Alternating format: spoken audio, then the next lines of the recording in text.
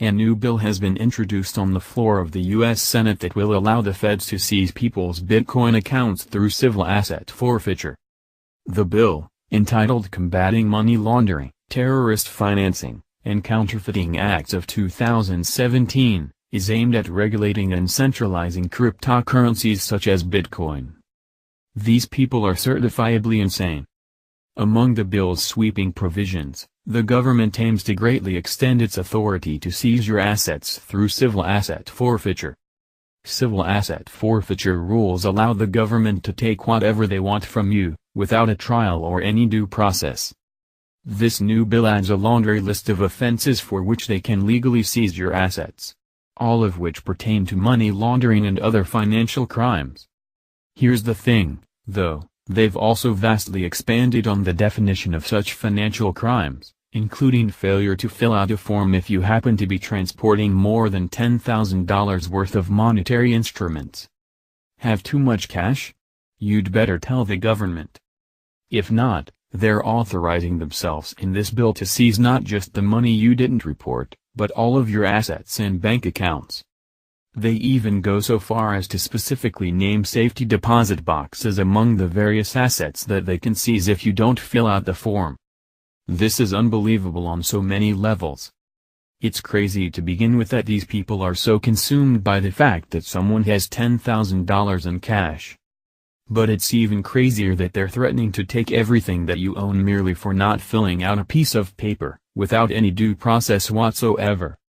Oh, and on top of civil asset forfeiture penalties, there are also criminal penalties. Right now, according to current law, they can imprison you for up to 5 years for not filling out the form. 5 years. But apparently that doesn't go far enough to protect us against evil men in caves. So this bill aims to double the criminal penalty to 10 years in prison.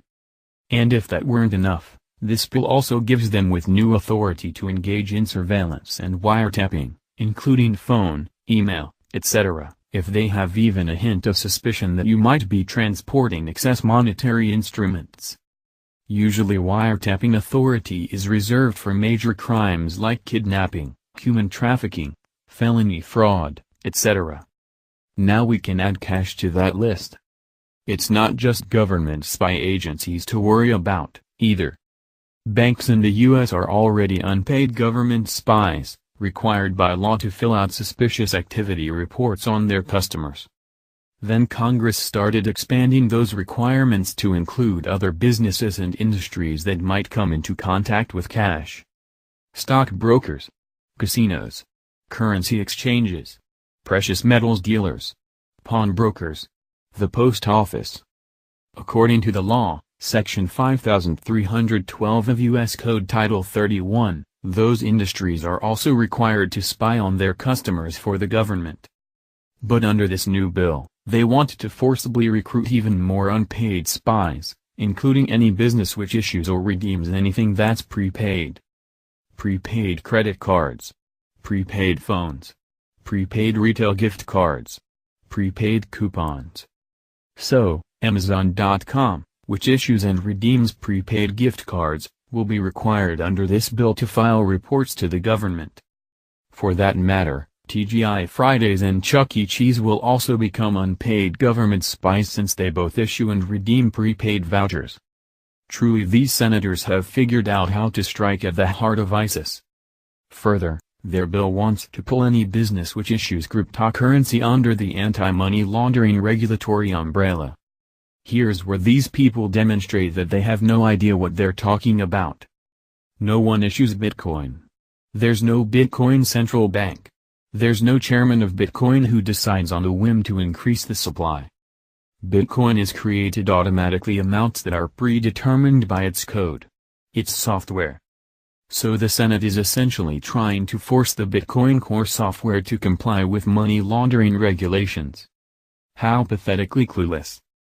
The bill also attempts to drop a major bomb on Bitcoin by including it in a list of monetary instruments that must be reported when entering or leaving the U.S. So theoretically, if you leave the U.S. with more than $10,000 in Bitcoin or Ether, you'd have to confess this fact to the authorities or otherwise face the aforementioned penalties, that is prison time, civil asset forfeiture, etc.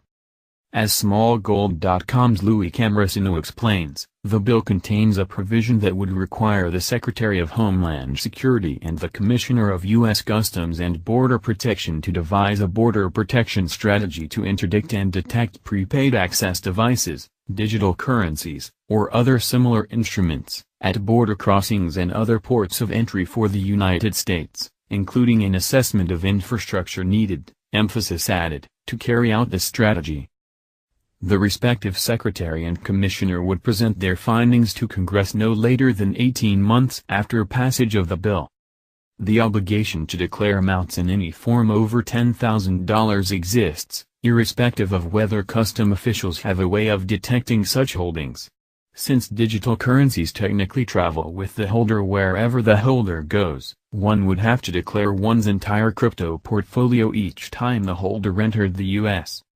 Such a declaration is not required for travelers who may happen to have bank accounts or precious metals worth more than $10,000 stored outside the United States.